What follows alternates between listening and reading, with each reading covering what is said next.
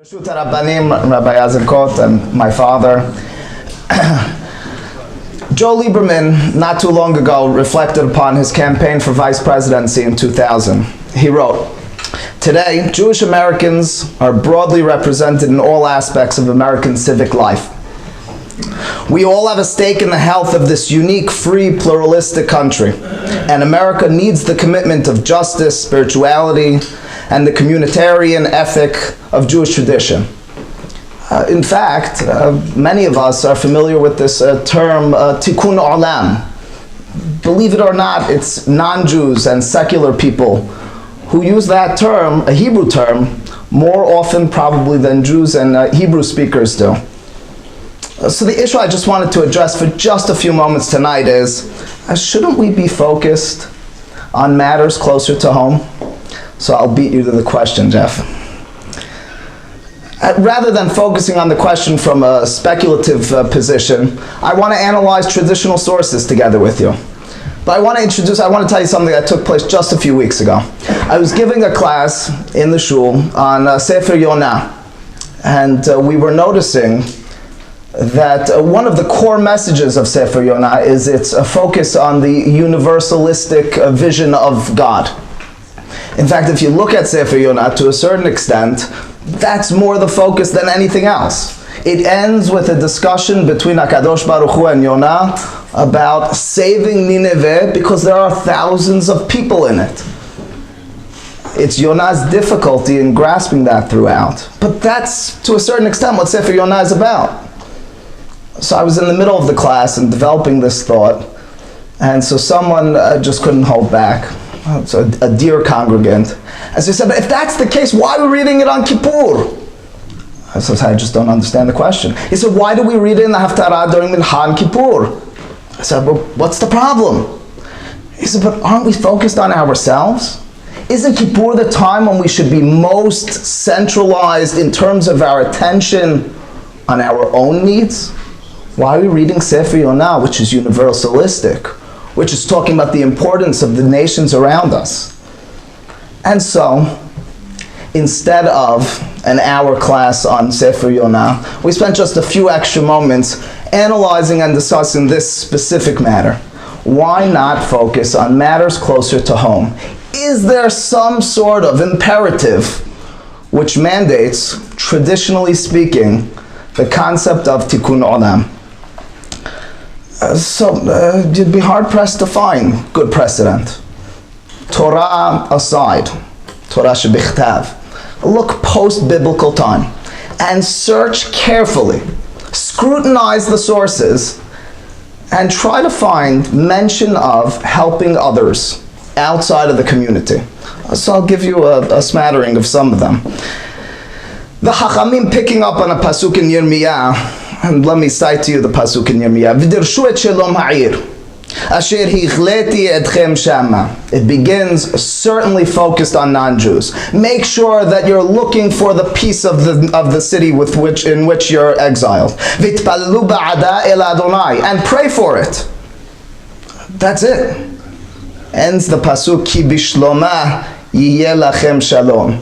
It's because of the peacefulness within that city that will bring you peace.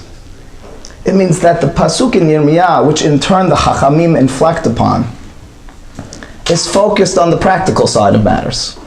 Make sure that you're peaceful and you're helpful with those around you, so that practically speaking, you'll have your own peace. Is there something essential about this other than functional? It certainly doesn't seem so. The Mishnah in Pirkei Avot, famously Rabbi Hanina Segan HaKohanim Omer, Heve mitpalel bishlomah shel malchut. Make sure that you're praying for the welfare of the government. She'ilmale mora'ah ishet re'eu hayim bala'u. Because if you're not praying for the safety and the well-being of the government, there'll be anarchy. Again, are we praying? Are we looking to help because that's what we're supposed to be doing? Because that's our imperative? Because that's our mandate? Or are we doing it just to keep ourselves safe? And so on and so forth. Scan carefully the rabbinic sources. This seems to be the motif. Up to the point that famously as well, the Gemara in Masechet Gitin throws out those words that are often repeated. It says it's not only that you're doing this for your own safety, but you're doing this mipnei darkei shalom, for ways of peacefulness. It means attend the funerals of non-Jews, says the Gemara. Make sure that you're involved with keeping them safe and helping them. Mipnei darkei shalom.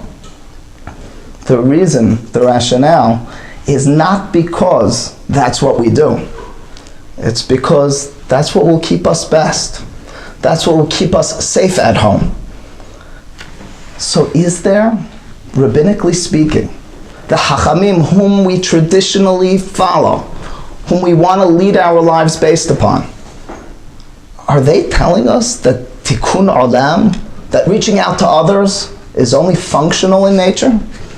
So many cite a pasuk in Sefer Yeshaya. Pasuk in Sefer Yeshaya calls the Jewish nation Or Lagoyim. We're a light to the other nations. And they zone in on that. They highlight it. They point out that the pasuk is talking about our capability of influencing those around us. But what is an or?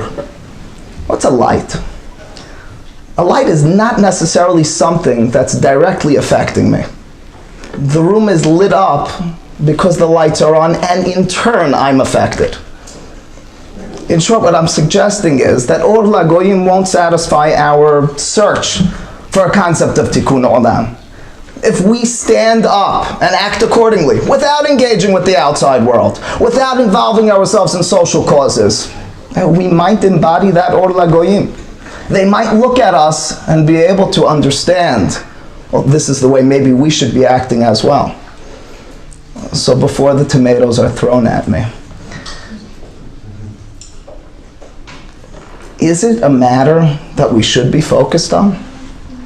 Are there matters more important that we should instead be spending our time dealing with? Well, I would begin with Harambam. Harambam generally will clarify matters for us in these sorts of issues. Firstly, an introduction. If the concept here is functional, if the idea is just to keep us safe, this can't be a mandate. It can't be a command. It's a good idea. It's a Mishnah in Pirkei Avot. The idea is keep yourself safe. If it's necessary to reach out to others, do so. If not, act accordingly. The second we find mention of mandate, of chiyuv, of sivui, we already understand something else is at play. Writes Harambam in Ilchot Melachim, Afilu agoyim, even the non-Jews, sivu hachamim levaker cholehem. The rabbis commanded that we visit those who are sick, v'likbor metehem im metei Yisrael, and that we bury their sick together with the sick of the dead of Israel, ulefarnes aniyehem bichlal aniyei Yisrael, and that we give tzedakah to them as well. If we stop right there, it's a sivui divorced of any functionality. But Harambam concludes, mipnei darkei shalom. It's a sivui, it's a command, but it's mipnei darkei shalom.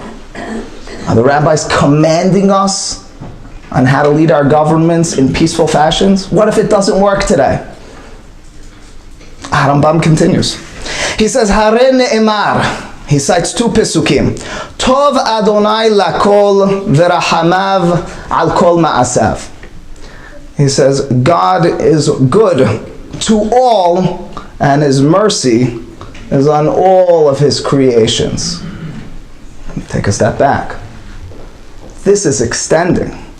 This is not just a simple darkei shalom as we understood it until now. This is almost this is about mimicking God and reaching out to the others because that's what we do. But he did mention darkei shalom. He did seem to imply that something about this is functional. Harambam continues. V'ne'emar derachea darchei noam v'chol netivotei shalom. It says that the pasuk states in Sefer Mishleh that the ways of God, the ways of Torah, are darkei noam. They're ways of pleasantness. And all of its passages, all of its ways are peaceful. Why is Harambam citing that pasuk? Certainly the pasuk mentions shalom, peacefulness. Is there something that he's hinting at by citing that specific pasuk? The Gemara in Masechet Gittin has the following statement: Kol haTorah kula mipnei darkei shalom hi. It says the entirety of Torah, means all the mandates, every imperative, everything in the Torah is mipnei darkei shalom. Shene'emar derachei darkei noam v'chol nitivotei shalom. Harambam seems to be hinting at something. He seems to be calling our attention to that pasuk, to that verse, to imply, to hint, that this concept of Darkei Shalom needs to be extended, needs to be broadened. Darkei Shalom classically was envisioned and understood as being functional. Harambam causes us to step back and reconsider. Darkei Shalom is what we're about. Darkei Shalom is what the Torah is about. Darkei Shalom, writes Harambam, is what God is about. In fact, Harambam in one other place cites this pasuk. It's at the end of Hilchot Hanukkah. The end of Hilchot Hanukkah, Harambam is talking about the importance of light in the home and the peacefulness with which it brings. He closes his book of Zimanim, Shekol HaTorah nitena la'asot shalom ba'olam. The entirety of the Torah is purposed to bring about peace in this world. Shene'emar, as it says, derachei darchei noam v'chol nitivotei shalom. Harambam again cites from that pasuk. In short, Harambam opens our eyes to a new concept, to a concept that was perhaps vague and not explicitly stated by the Chachamim, to the idea that Darkei Shalom isn't just functional in nature, but it's essential. It's about what we're about. It's about what God's about. It's about what the Torah is about. So why wasn't it stated explicitly? Why did Harambam need to bring this about? Why couldn't it be in Talmud? I mean, turn to the Torah, as I mentioned in the opening, and find the actions of Avraham to guests who were not Jews. Look at the actions of Rivka to Eliezer, who was not a Jew. Notice Moshe's approach of those 7 Midianite women, not Jews. And then there's some sort of lacuna, there's some sort of loss, some sort of white area for thousands of years in terms of explicitly mandating that we do this. Why so? So I have one of two thoughts. Firstly, it's hard to appreciate and it's hard to send people to go help others who are, for lack of a better word, haters of them. For thousands of years, we lived in countries in which we were persecuted, mistreated, killed. For the Chachamim to command, for the Chachamim to make this their mission, it couldn't have been simple. For what reason? Peacefulness, but they hate us. So they thought functionally, they thought practically. Alternatively, there are many matters that are not stressed. There are many fundamental matters that the Chachamim don't drive home because it's just who we are. And so this Darkei Shalom mention, which Harambam needed to pick up on, but never needed to be stated explicitly, is because to a certain extent it was taken for granted. The concept of the world being a place in which we are mandated to bring about peace, as Harambam states, is what Torah is all about. For the Chachamim to come about and to stress this point was to a certain extent unnecessary. It's about what it means to be like HaKadosh Baruch Hu. The Chachamim in very few places detail those ma'aseh chesed, the acts of righteousness. In several places they say, look at what God did and mimic it. But why don't they do that constantly? Because it's taken for granted. Because that's what it means to be a Jew. It means to be looking at God, at His actions, and inflecting inwardly, and being able to figure out, so how is it that I find my place within that scheme?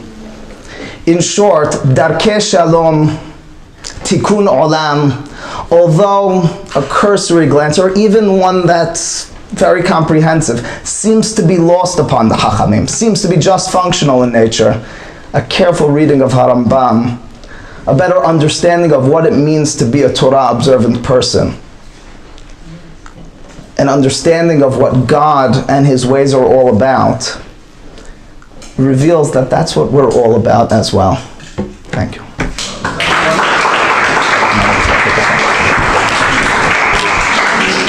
Yes, Ricky. So, please. We see in the Orthodox community Yes. that what you just described is not prioritized. Right. So it's clear that the Orthodox hierarchy is different. Can you make a case to flip the hierarchy, or? I can. Well, I mean, you want me to do it myself? I can explain to you why I see it that way. I mean, look at something like a bat mitzvah celebration. So bat mitzvah celebration until, I don't know, 20, 30 years ago was not something that was celebrated not only by Syrians, by Jews in general, by Orthodox Jews in general. Certainly in America and beyond. Why not? And if you look in the Teshubot of Rav Moshe Feinstein, of Sridei Esh, so they all seem to call attention to the fact that this is what the reformers are doing.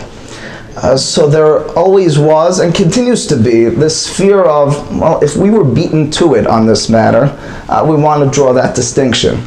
Chacham Vadia Yosef, citing from Ben Ish Chai on Bat Mitzvot, for example, says we never had such an issue, and we've been doing it, and it's inappropriate under the proper circumstances to observe. So I think the Orthodox world, to a certain extent, and that the word tikkun olam in the Orthodox world is somewhat of a taboo word as well, because of that apprehension, because of that fear. All this is a reformer's word. Whereas, and it wasn't practiced for so long. Whereas in reality, I don't think that there's any reason any longer to be apprehensive of that sort of matter. Yeah. Thank you very much for your consultation on the Rabbinic, what they say, which all of us agree.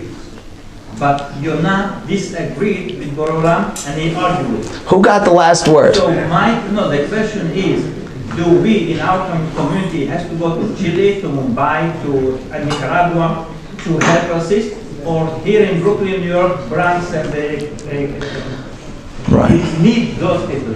So it's not an argument in terms of priority. In terms of priority, the Chachamim say Aniyeh Ircha Kodmim, and there's no question about that. And in terms of priority, your priority should be the community. In terms of perspective, in terms of values, again, who got the last word in Yonah's story? Yonah? The last words are from God.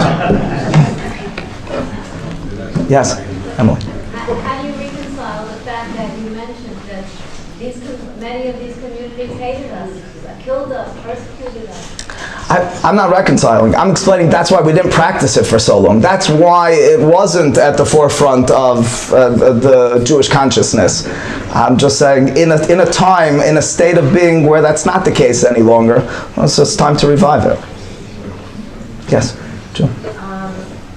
I'm just wondering about your last statement as far as Aniyeh Ircha. Yes.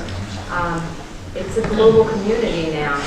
And what we do as Jews, what the next speaker that's coming, actually Rabbi Harari today made a speech about, we are the first, Israeli forces are the first in Mexico, the first in Haiti, where were Russia troops, so it's a global community now, so I wonder how you speak to that as far as that. I understand, so we broaden Ircha in that respect, potentially. At the same time, the statement of the Chachamim in context is referring to Jewish people. So what I'm saying in terms of priorities, the traditional sense on this matter is, well, the Jews take precedence. They're the ones who are most pressing in terms of your consciousness. But it's not meant to say priorities is one thing, consciousness is another thing.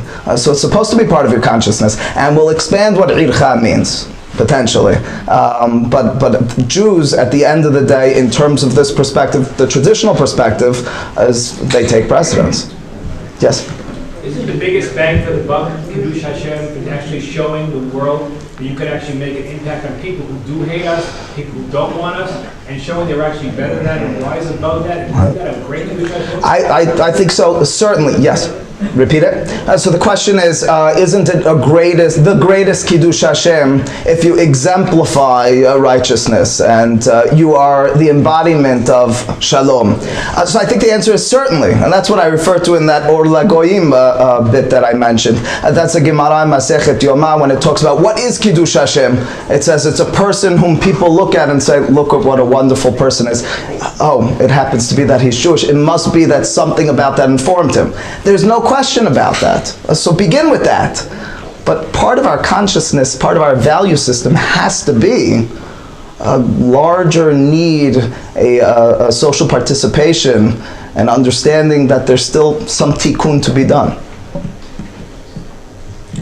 Yes, Doctor? So, I think I'm thinking this, some of the concepts that you brought out in terms of a post-Holocaust perspective. You had Hasidei Umot HaOlam who saved Jews at the risk of their own life, and here we are. We should be internally reflecting what would we have done had we been in their position, and what impact does that have? I think it has an impact on, at the very least, even Orthodox or quote-unquote religious community, where they put this concept aside for many years, and now they have to re-tackle it. So, I think that the concept of Hakarat HaTov is certainly important. Beyond Hakarat HaTov, I'm saying Hasidei Umot. If we expect other people to save us in those times of danger, putting their lives at risk, how can we, criticize others for not doing for us if we're not? That's right. So that's the classical Darkei Shalom. The classical conception of Darkei Shalom is be nice to them so that they'll be nice back to you.